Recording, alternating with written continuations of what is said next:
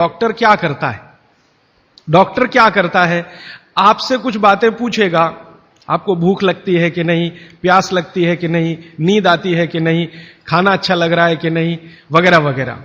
और ये सब आप उसको बताएंगे। ये सब बताने के बाद वो अपना कंक्लूजन आपको बताएगा कि आपको फलाना रोग हुआ है या आपको ऐसी तकलीफ हुई है। मतलब क्या है? डॉक्टर ने जो कुछ बताया आपके कहने पर, वो कोई भगवान तो नहीं है, ऐसा डॉक्टर तो कहीं नहीं है कि जो आप कुछ भी ना कहो और बता दे कि आपको ऐसा है। शायद 250-300 साल पहले रहे होंगे ऐसे कुछ चिकित्सक जो नाड़ी देखते ही बात करते थे कि आपने 10 दिन पहले ये खाया। हार्डीकर जी ने मुझे बताया कि ऐसे वैद्य रहे हैं इस देश में जो 1 मिनट आपकी नाड़ी पकड़ लें तो बता देंगे कि कल क्या खाया, 2 दिन पहले क्या खाया, 4 दिन पहले क्या खाया, 10 दिन पहले क्या खाया। अब ऐसे लोगों की कमी बहुत है इस देश में, संख्या भी कम है। तो हार्डीकर जी ने मुझे कहा कि आप जो बताते हैं डॉक्टर उस पर से अपना तय करता है, लेकिन उसमें भी वो पक्का नहीं होता। एलोपैथी चिकित्सा में तो सिद्धांत ही है trial and error, trial and error, trial and error. माने कोशिश करो और गलतियां करो, कोशिश करो और गलतियां करो, कोशिश करो। माने तीर चलाओ, लगे तो ठीक, नहीं तो तुक्का। ये बात हार्डीकर जी के मुंह से सुनी तो मुझे लगा कि वो आयुर्वेद चिकित्सक हैं, शायद इसलिए ऐसा बोलते होंगे। फिर मैंने ये बात कंफर्म करने के लिए एलोपैथी के कई बड़े डॉक्टरों से बात की, बहुत बड़े बड़े डॉक्टरों से बात की, दिल्ली में, मुंबई में। वो कहते हैं कि देखो बात तो सही है, लेकिन हम इसको जाहिर में नहीं कह सकते। माने आप जैसे लोगों के सामने नहीं कह सकते कि हम सब ट्रायल एंड एरर पे काम करते हैं, हम सब तीर चलाते हैं, लग जाए तो ठीक है, नहीं तो तुक्का है। माने आपका जो इलाज किया जाता है वो एक कुछ एजम्पशंस के आधार पर है, कंफर्म कुछ भी नहीं है उसमें। काम कर गया तो ठीक है, नहीं तो आप तो मर ही जाएंगे। डॉक्टर कहेगा मैंने तो बहुत कोशिश की, अब मैं क्या कर सकता हूं, और आप चुपचाप अपने पेशेंट की डेड बॉडी लेके वहां से चले आएंगे। मैं आपको एक बहुत गंभीर बात कहना चाहता हूं। हिंदुस्तान के एलोपैथी चिकित्सा के शीर्षस्थ डॉक्टर जो इस देश में हैं, उनकी एक संस्था है। वो संस्था की एक कॉन्फ्रेंस में मैं चला गया था गलती से। एक डॉक्टर मुझे पकड़ के ले गया था, मेरा जाने का तो कोई अधिकार नहीं था, लेकिन डॉक्टर ले गया था। वो कहता था कि तुम सुनना बस बैठ के, हम बात क्या करते हैं, कुछ बोलना नहीं, कुछ कहना नहीं, रिएक्ट नहीं करना, बस सुनना, हम देखो क्या बातें करते हैं। तो उस कॉन्फ्रेंस में 3 दिन में बैठा रहा दिल्ली में। जो बातें होती हैं वो आपको सुना दी जाएं तो आप किसी भी एलोपैथी चिकित्सक के पास नहीं जाएंगे। वो बिल्कुल इस तरह से बातें करते हैं जैसे कोई कसाई बकरे को काटने से पहले बात करता है। ऐसी स्थिति इस देश में आ गई है। फिर 3 दिन सुनने के बाद मैं परेशान हो गया, तो मैंने वो डॉक्टर से कहा मैं जाना चाहता हूं। उसने कहा अब तुम समझ गए हम लोग क्या हैं? तो मैंने कहा ये आपने मुझे समझाया क्यों? तो उन्होंने कहा तुम एक काम कर सकते हो जो हम नहीं कर सकते, कि ये बातें दूसरों को समझा दो। ऐसी स्थिति है। उसमें जो सबसे गंभीर बात हुई थी वो मैं आपको एक वाक्य में कहना चाहता हूं। वो ये कहते थे सभी डॉक्टर एक दूसरे से सहमत होते हुए कि 250 वर्षों में एलोपैथी चिकित्सा ने एक ही काम किया है, दर्द से लड़ने का, बस, इसके अलावा कुछ नहीं। 250 वर्षों में एलोपैथी चिकित्सा ने एक ही रिसर्च किया है, एक ही काम किया है, एक ही शोध किया है, वो दर्द से लड़ने का, इसके आगे कुछ नहीं है। और ये बात मैं बहुत घंटों घंटों सोचता रहा, तब जाकर मुझे मन में प्रेरणा हुई कि मुझे तो भारत के लोगों को कुछ और बताने की जरूरत है। तब मैंने हार्डीकर जी को पूछा कि अब मेरे समझ में आया, आप बताइए क्या करना चाहिए। तो उनका देखो, आयुर्वेद एक ऐसी चिकित्सा पद्धति है जिसमें महान महान लोगों ने, चरक ऋषि, सुश्रुत ऋषि, बागभट्ट ऋषि, निघंटु ऋषि, पाराशर ऋषि, ये सब महान महान लोगों ने एक बात कॉमन कही है, और वो ये कही है कि जो व्यक्ति मरीज होता है वो सबसे अच्छा डॉक्टर हो सकता है। इसको आप गंभीरता से मनन करते रहिए। ये बात चरक ने भी कही है, सुश्रुत ने भी कही है, बागभट्ट ने कही है, निघंटु ने कही है, पाराशर ने कही है कि जो रोगी होता है वो सबसे अच्छा डॉक्टर हो सकता है, क्योंकि उसको अपने दुख और तकलीफ का जितनी गहराई से महसूस हो सकता है वो किसी भी डॉक्टर को नहीं होता। जो अपने दुख तकलीफ को गहराई से महसूस कर सकता है वो चिकित्सा भी कर सकता है, बस उसको कुछ ज्ञान की जरूरत है।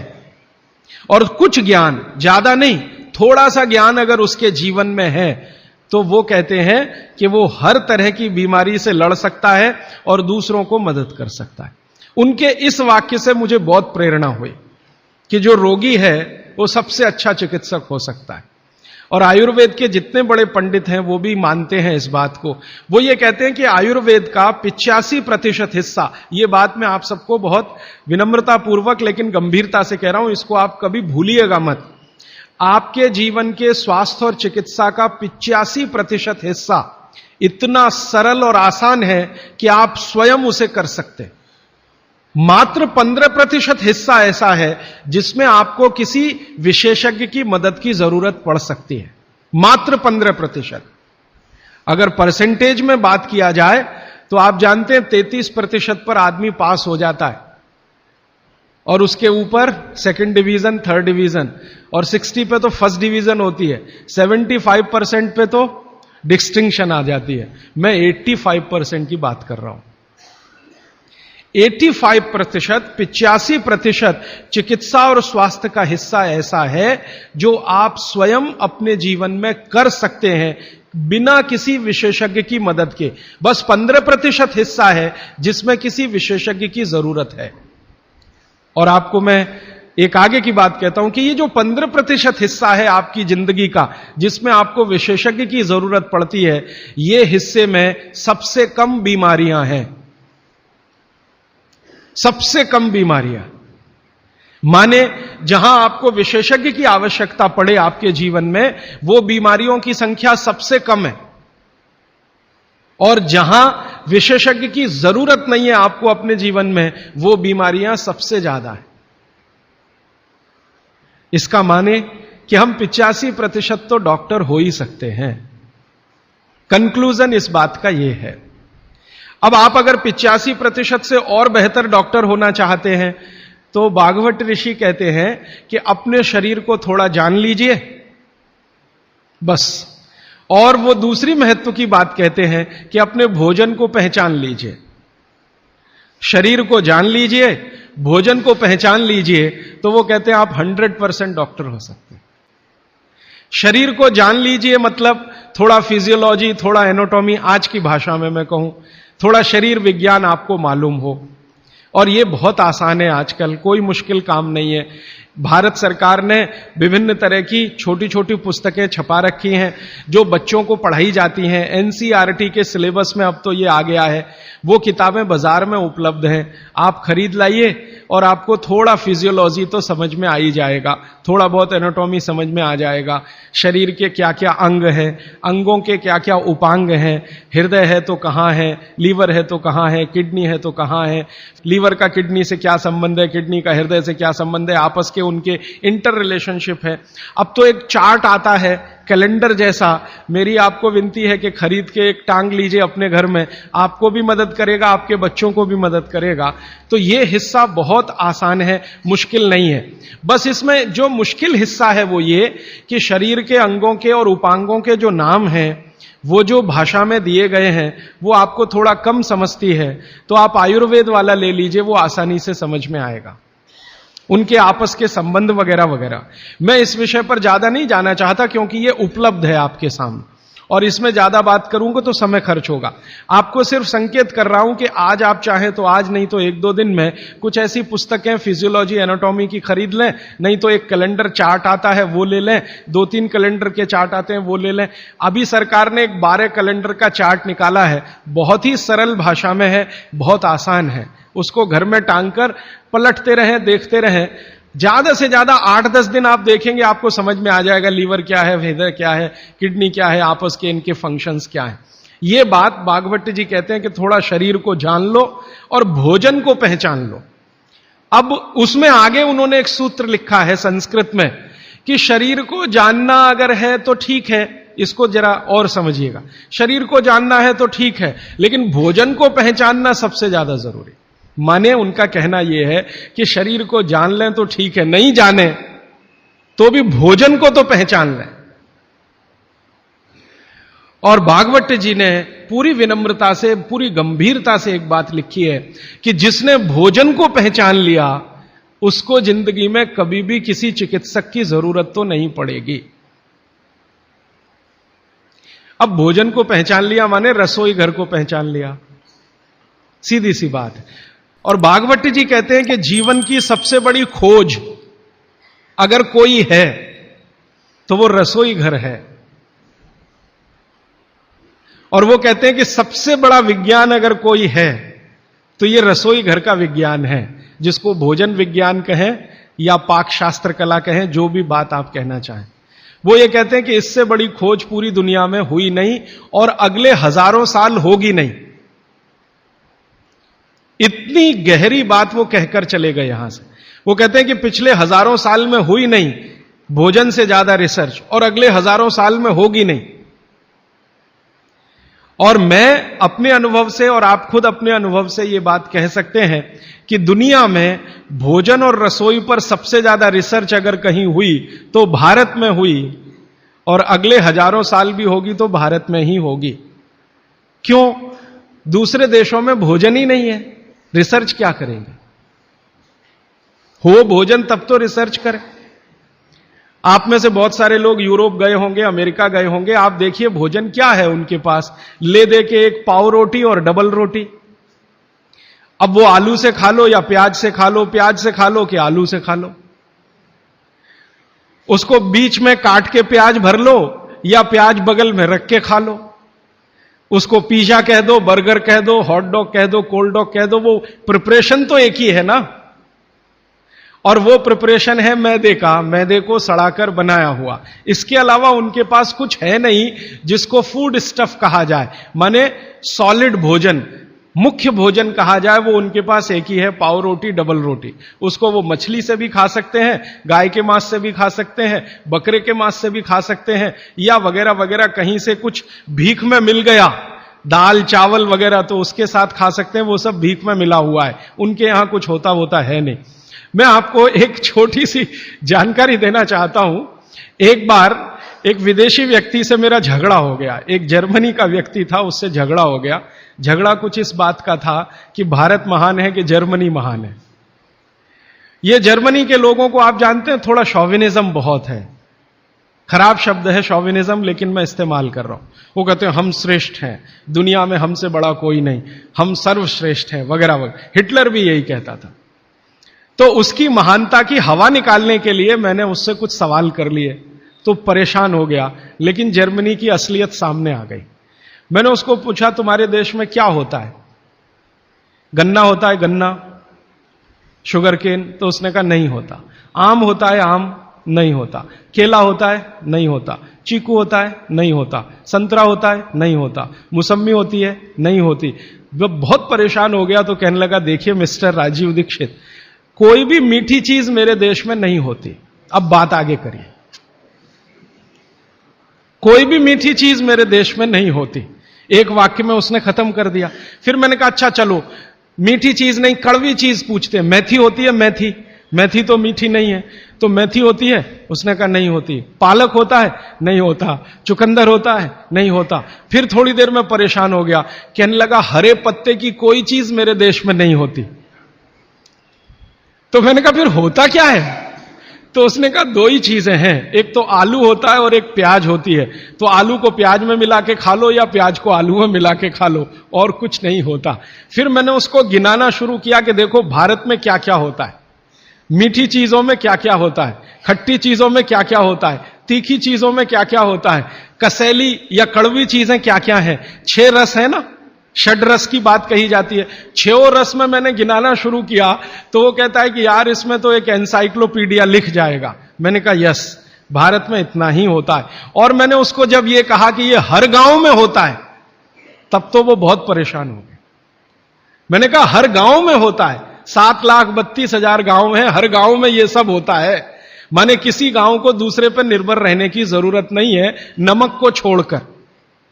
तब उसने कहा कि सच में इंडिया इज ग्रेट। ये ग्रेटनेस है अपने देश की। हमको अगर ये समझ में आती है तो भागवत जी की बातें हमको बहुत अच्छे से समझ में आएंगी। मैं भागवत जी के बारे में एक दो जानकारी और देकर विषय पर आना चाहता हूं, ये भूमिका के रूप में कह रहा हूं। भागवत जी भारत देश के उन महान ऋषियों में गिने जाते हैं जिन्होंने चरक से भी ज्यादा काम किया। ये बात को बहुत ध्यान से आप सुनिएगा, लेकिन मैं विनम्रतापूर्वक कह रहा हूं। अब तक हमने बार बार चरक का नाम सुना है, चरक चरक चरक। भागवत जी चरक के शिष्य थे और चरक ने जितने साल काम किया उससे 1.5 गुना ज्यादा काम भागवत जी का है। चरक जी के जाने के बाद चरक ने जो सूत्र लिखे हैं, जो उनकी खोज है, रिसर्च है, चरक संहिता जो पूरा का पूरा शास्त्र है, उसके एक एक सूत्र को प्रमाणित करने का काम भागवत जी ने किया। प्रमाणित करने का मतलब ऑब्जर्वेशन करना, फिर जैसा रिजल्ट है वैसा ही प्राप्त करना। जैसे चरक ऋषि ने कहा यह खाने से यह होता है, मान लो उन्होंने एक स्टेटमेंट कर दिया कि यह वस्तु खाने से यह होता है। भागवत जी ने उसको प्रमाणित करने में 25 साल लगा दिए, 20 साल लगा दिए, 30 साल लगा दिए, और जब तक देख नहीं लिया तब तक उसको लोगों को कहने लायक नहीं माना। हमारे आयुर्वेद चिकित्सा शास्त्र के जो विशेषज्ञ हैं वो ये मानते हैं कि चरक जो थे महापंडित थे, बहुत ऊंचे स्थान के व्यक्ति थे, लेकिन भागवत जी थे वो साधारण आदमियों के चिकित्सक थे।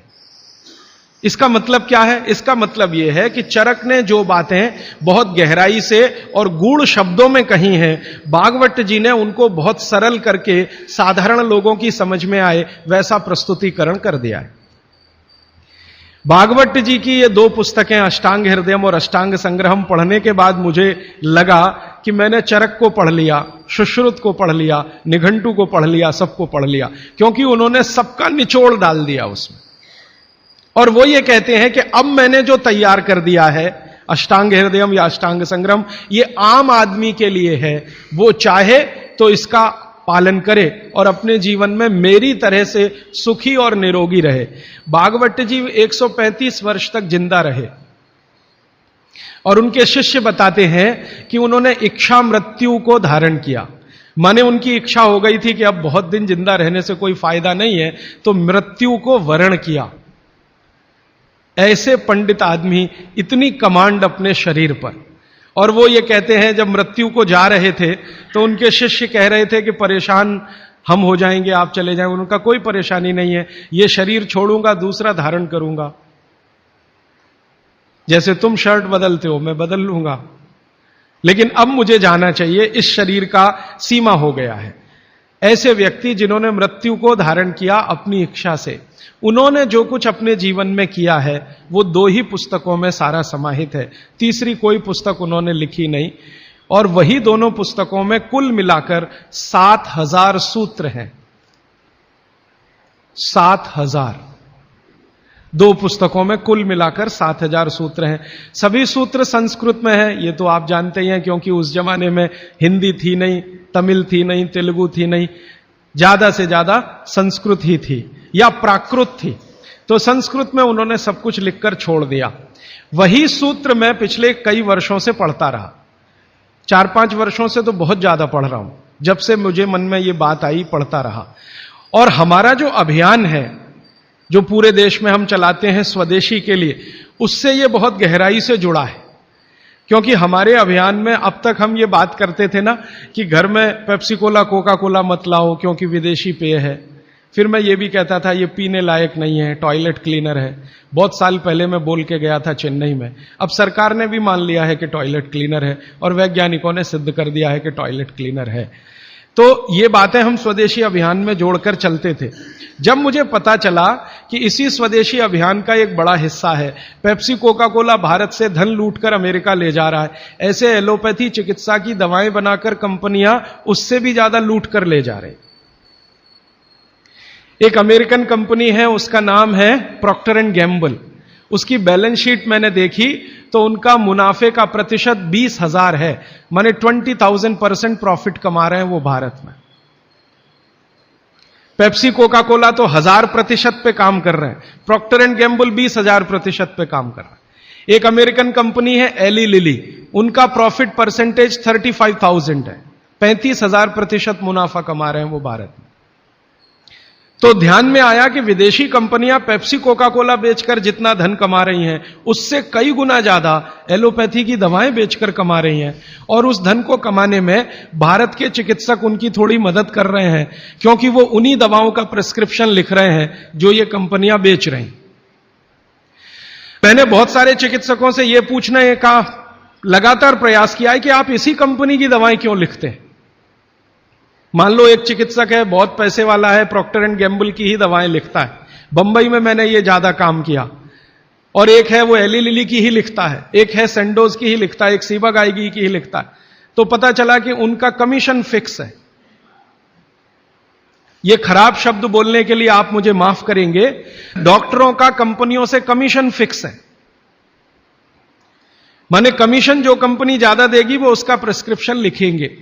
इसका मतलब यह है कि उनको आपकी चिकित्सा से कोई लेना देना नहीं है, उनको अपने कमीशन की चिंता है। और वो कमीशन खाकर ऐसी दवाएं भी लिखेंगे आपको जो जरूरत नहीं है, गैर जरूरी हैं। अक्सर आपने देखा है कि एक साथ कोई डॉक्टर का प्रिस्क्रिप्शन है, 18-20 गोलियां लिखी हुई हैं, 4 सुबह 4 दोपहर 4 शाम 4 रात, गोलियां ऐसे खिलाते हैं जैसे सब्जियां खाएं हम। और वो तो कहते हैं कि सब्जी वब्जी खाओ ही मत, गोलियां ही खाते रहो। हां, विटामिन बी के लिए भी गोली खा लो, विटामिन सी के लिए भी गोली खा लो, विटामिन ए के लिए भी गोली खा लो, और गोली से भी ज्यादा इंजेक्शन लगवा लो। और अब तो उन्होंने पता नहीं क्या क्या सब बना दिया। माने जो प्रकृति हमें दे रही है उसके चक्कर में न फंस के ये गोलियों के चक्कर में फंसो, ताकि कंपनी का माल बिके, ताकि उनका भी कमीशन बढ़े। ये पूरे देश में चल रहा है, कहीं ज्यादा कहीं कम। मैं आपको विनम्रतापूर्वक यह कहने आया कि जिस चिकित्सक को भगवान मानकर आप उसके पास जाते हैं, पैसे भी देते हैं, फीस भी देते हैं, लेकिन वो दवा आपको देता है कमीशन के आधार पर कि ज्यादा कमीशन है तो ये दवा लिखनी है, नहीं तो नहीं लिखनी। और भारत की सरकार बिल्कुल भी फेल हो चुकी है इस कमीशन खोरी को रोकने में। और मेडिकल काउंसिल ऑफ इंडिया के पास ऐसा कोई कार्यक्रम नहीं है कि डॉक्टरों की कमीशन खोरी पर वो कंट्रोल कर सके। जो शपथ लेकर डॉक्टर निकल रहे हैं उसके ठीक उल्टे काम वो अपने जीवन में कर रहे हैं। एक शपथ उनको दिलाई जाती है, वो शपथ लेकर निकलते हैं, उसमें बड़ी बड़ी बातें हैं, लेकिन जीवन ठीक उसका उल्टा है। तो ये सब बातों को ध्यान में रखकर मुझे ऐसा लगा कि भागवत जी की बात जो वो कहते हैं कि 85% जो जीवन की चिकित्सा है वो हर व्यक्ति स्वयं कर सकता है, 15% के हिस्से में विशेषज्ञ की जरूरत है। तो मुझे लगा कि जो 85% है वो तो जानो। और वो जानने के लिए 5-6 साल जो काम किया मैंने, उसमें से कुछ सूत्र मैंने निकाले। भागवत जी के 7,000 सूत्र हैं। सभी सूत्रों पे बात करूं तो कम से कम तो महीना सवा महीना लगता है, वो भी रोज 3 घंटे बात करूं तो मैंने कहा और सोचा कि इतना समय किसी के पास भी नहीं है और शायद मेरे पास भी नहीं है, तो इनमें से कुछ सूत्र हैं जो बहुत जरूरी लगते हैं, वो निकालो। तो भारत में जैसे मैंने हार्डीकर जी का नाम लिया, उनकी मैंने मदद ली इसमें। और हार्डीकर जी के बराबर के कई ऐसे वैद्य हैं, उनकी मदद मैंने ली। और मैंने कहा कि आप मुझे बताओ ये सूत्र ये सूत्र ये सूत्र ये सूत्र बहुत ही जरूरी है, बिना इसके आदमी का जीवन ही नहीं चलेगा, ये पहले मुझे बता दो। तो उन्होंने बताना शुरू किया, तो वो 7,000 से घट के 3,000 तक आए। फिर मैंने कहा ये 3,000 में मुझे बताओ, तो 3,000 से 1,000 पर आए, फिर 500 पर आए, फिर 500 से 50 पर आ गए। और वो 50 के बाद भी उन्होंने कहा अगर तुम ये 50 भी नहीं बता सकते तो ये 15 तो जरूर बता दो। तो मैं तो आपको 50 तो कम से कम बताने ही वाला हूं, क्योंकि अगले 5-6 दिन मेरे पास समय है। लेकिन उन 50 में जो 15 हैं वो सबसे महत्वपूर्ण हैं। भागवत जी खुद मानते हैं और उनके नीचे के जितने भी विशेषज्ञ हुए हैं पिछले हजारों सालों में, वो भी मानते हैं कि ये सबसे महत्वपूर्ण सूत्र हैं। उसमें से पहला सूत्र मैं बात शुरू करता हूं। आपके पास अगर कागज पेन हो तो जरूर निकाल लीजिए, नोटबुक है तो बहुत अच्छा होगा, डायरी है तो बहुत ही अच्छा होगा, क्योंकि पता नहीं दोबारा कब कौन व्यक्ति इस विषय पर आपसे बात करने आएगा। और अगर नहीं है कागज पेन कॉपी तो भी चिंता मत करिए, क्योंकि मैंने पिछले कुछ वर्षों में काम करते करते ये सूत्रों को किताब में भी लिख डाला है। मैंने किताब बना दी है, भागवत संहिता जो है, मैंने भागवत जी की अष्टांग हृदयम और अष्टांग संग्रम, इनके सूत्रों को कलेक्ट करके सेलेक्ट करके 3 भाग में एक पुस्तक बनाई है। पार्ट 1, पार्ट 2, पार्ट 3, अष्टांग हृदयम, भाग 1, भाग 2, भाग 3। मूल लेखक भागवत जी हैं, मैंने सिर्फ सिलेक्शन किया है और सिलेक्शन के साथ आज के हिसाब से उसको थोड़ा विश्लेषित किया है। जैसे मैं एक उदाहरण दूं तो आपको मेरी बात समझ में आए। भागवत जी ने एक सूत्र लिखा, अब मैं संस्कृत में बात नहीं करूंगा क्योंकि समय बढ़ जाएगा। एक सूत्र उन्होंने लिखा कि भोजन को बनाते समय, इसको माताएं बहनें सब बहुत ध्यान से सुने, पुरुष भी सुने तो अच्छा है। भोजन को बनाते समय पवन का स्पर्श और सूर्य का प्रकाश अगर नहीं मिला, किसको? भोजन को। जिस भोजन को आप बना रहे हैं या पका रहे हैं, उसको पकाते समय पवन का स्पर्श और सूर्य का प्रकाश नहीं मिला, वो भोजन कभी नहीं करना। क्यों? तो वो आगे लिखते हैं, ये भोजन नहीं विष है। और फिर आगे लिखते हैं कि दुनिया में 2 तरह के विष हैं। एक ऐसे विष होते हैं जो तत्काल असर करते हैं और एक ऐसे विष होते हैं जो धीरे धीरे असर करते हैं। तत्काल असर वाले विष आप जानते हैं, जीभ पर 1 ड्रॉप डालो मर जाओ, ऐसे बहुत विष हैं।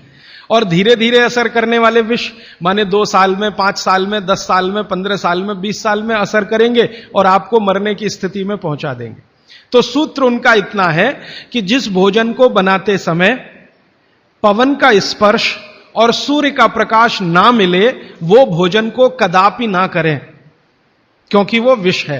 अब ये तो सूत्र है, पहले संस्कृत है, मैंने वो हटा दिया, संस्कृत नहीं कहा, सीधे हिंदी में कहा।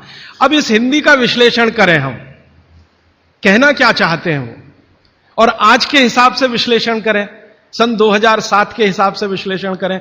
अब तक मैंने जो बोला वो भागवत जी का हिस्सा था, अब जो वो बोल रहा हूं वो मेरा हिस्सा है। भागवत जी कह रहे हैं कि प्रेशर कुकर का भोजन ना करें, क्योंकि प्रेशर कुकर एक ऐसी तकनीक है जिसमें भोजन बनाते समय ना तो सूर्य का प्रकाश जा सकता है, ना पवन का स्पर्श उसको मिलेगा। प्रेशर कुकर से जो भी है वो हवा बाहर तो आ सकती है, बाहर की हवा अंदर जाने की उसमें कोई डिवाइस नहीं है, कोई रास्ता नहीं। सूर्य का प्रकाश उसमें अंदर जाए ऐसी कोई टेक्नोलॉजी उसमें डेवलप नहीं हुई है। तो भागवत जी ने 3500 साल पहले कहा, शायद उनको ये अंतर चेतना में आ गया होगा कि ये कभी ना कभी आदमी प्रेशर कुकर बना ही लेगा। ये मैंने मजाक में कहा, लेकिन आज के हिसाब से आपको समझ में आए इसके लिए। तो वो ये कहते हैं कि प्रेशर कुकर का भोजन ना करें। माने हमारे घर में एक प्रेशर कुकर है जिस पर भागवत जी का सिद्धांत लागू नहीं होता। माने सिद्धांत ऐसे लागू नहीं होता कि हम उसका खाना खाएं, ना खाएं, वो विष है। फिर मैंने वैज्ञानिकों से बात की कि ये प्रेशर कुकर का भोजन विष है, ऐसा भागवत जी कहते हैं, आपका क्या कहना है?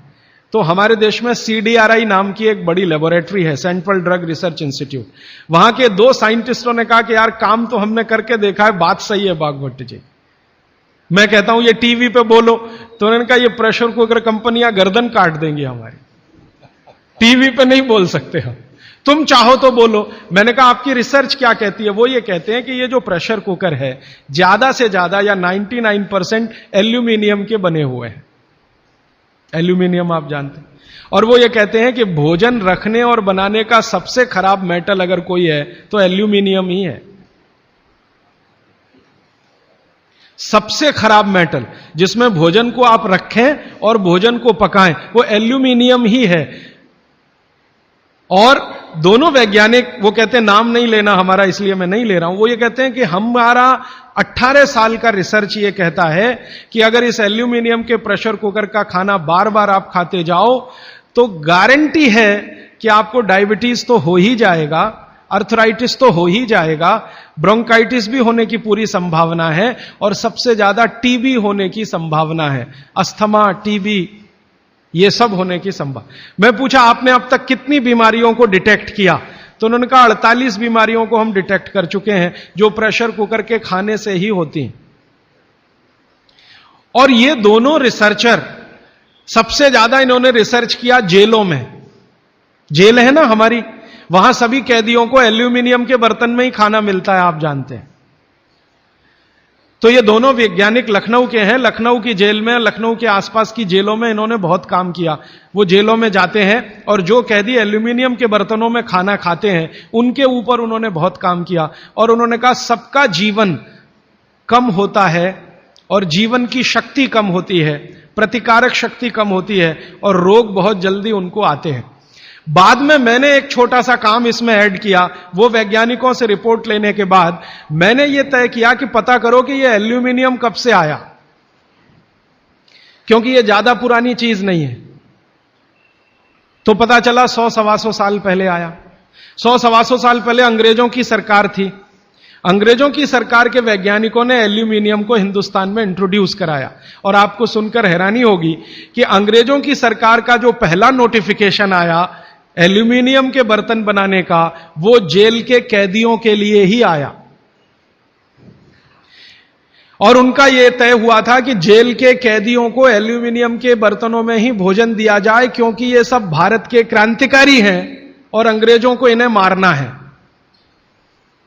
उस जमाने में आप जानते हैं जेल में कोई भी होता था तो वो क्रांतिकारी होता था।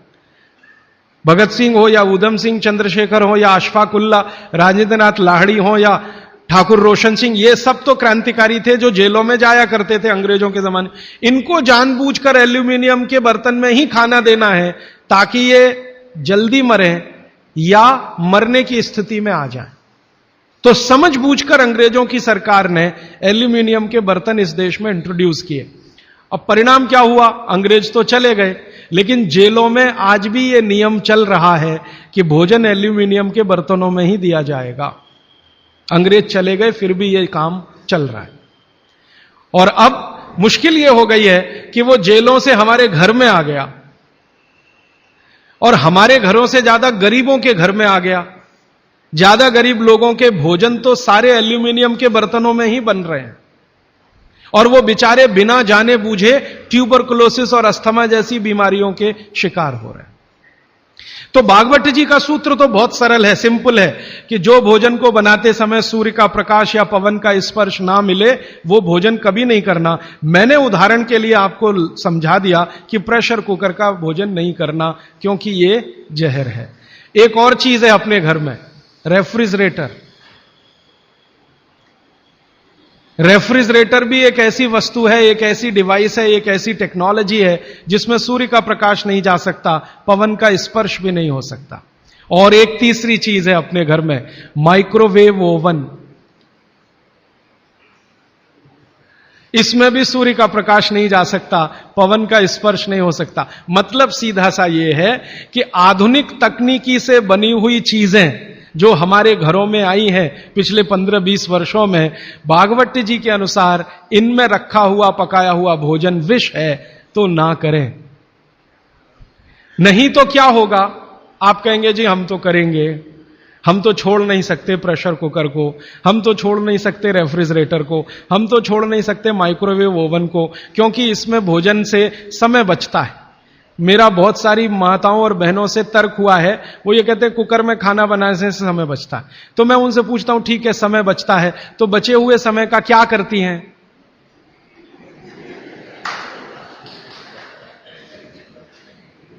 तो ज्यादातर माताओं बहनों का उत्तर है सास भी कभी बहू देखते हैं। इधर प्रेशर कुकर में खाना बना के समय बचा, फिर हमने टीवी के सामने वो समय इन्वेस्ट कर दिया, तो नेट रिजल्ट क्या? और फिर मैं जब उनको समझाता हूं कि ये जो आपने आधा घंटा या 1 घंटा समय बचाया भोजन पकाने में, ये आपका घंटों घंटों हॉस्पिटल में खराब कराएगा। तब 2 घंटे रोज के हिसाब से मान लो बचा लिया और साल भर में आपने 700-800 घंटे बचा लिए, कल्पना करो। फिर एक दिन हॉस्पिटल में भर्ती हो गए और 2-4 महीने वहां निकल गया, नेट रिजल्ट क्या? वही 0 का 0। तो ये एक सूत्र है जिस पर मैं आपसे बात कर रहा हूं कि भोजन को बनाते समय, पकाते समय कोई ऐसी वस्तु जहां सूर्य का प्रकाश ना जाता हो, पवन का स्पर्श ना होता हो, वो ना करें। अब इसमें विश्लेषण की जरूरत है। भागवत जी तो लिख के चले गए, अब ये क्यों का जवाब हमें ढूंढना है, और इसमें जरूरत हो तो आधुनिक विज्ञान की मदद भी लेनी है। मॉडर्न साइंस ने कुछ लॉजिक डेवलप किए हैं, कुछ ऑब्जर्वेशंस उन्होंने दिए हैं, तो उनकी मदद से ये क्यों ना करें, क्या कारण है, यहां से अब बात मैं शुरू करता हूं। आधुनिक विज्ञान क्या कहता है प्रेशर कुकर के बारे में, ये जाने। प्रेशर कुकर एक ऐसी टेक्नोलॉजी है जो खाने को जल्दी पकाती है, यह है सीधा सा मतलब। अब खाने को जल्दी पकाने के लिए यह प्रेशर कुकर क्या करता है, जो भोजन आपने उसमें अंदर रखा है पकने के लिए उस पर, और जो पानी डाला है आपने भोजन पकाने के लिए उस पर अतिरिक्त दबाव डालता है। यह है प्रेशर। प्रेशर माने दबाव। तो अतिरिक्त दबाव डालने की टेक्नोलॉजी है प्रेशर कुकर। और यह अतिरिक्त दबाव कहां से आता है, प्रेशर कुकर में आपने दाल डाली, ऊपर से पानी डाला, थोड़ा हल्दी मसाले डालकर बंद करके रख दिया। अब उसमें वो एक सीटी लगा दी, वो सीटी लगाई, यही सबसे खतरनाक चीज है पूरे प्रेशर कुकर के। सीटी ना लगाएं तो आपका प्रेशर कुकर आपके लिए अच्छा है। सीटी लगाते ही क्या करता है, पानी गर्म होगा। आप जानते हैं पानी गर्म होने से वाष्पीकरण शुरू होता है, वेपराइजेशन शुरू होता है। तो पानी की वाष्प प्रेशर कुकर में चारों तरफ इकट्ठी हुई, वो वाष्प जो है ना वो दबाव डालती है। किस पर, दाल पर, चावल पर, सब्जी पर। यह दबाव डाल के होता क्या है, दाल, एक कल्पना करिए अरहर की दाल, थोड़ी देर के लिए कल्पना, अरहर की दाल के छोटे छोटे टुकड़े, एक दाल को तोड़कर दो टुकड़े, जिसको द्विदल कहते हैं। जैन समाज के लोग तुरंत समझ में आ जाएंगे। द्विदल, चने की दाल, अरहर की दाल, ये सब द्विदल है। इसको तोड़कर आपने दाल बनाई है। अब ये दाल पानी में पड़ी है, नीचे से गर्म और ऊपर से भाप का दबाव, तो ये दाल जो है ना फट जाती है। फटना समझते हैं, वो दरकना शुरू हो जाता है। उसके अंदर के जो मॉलिक्यूल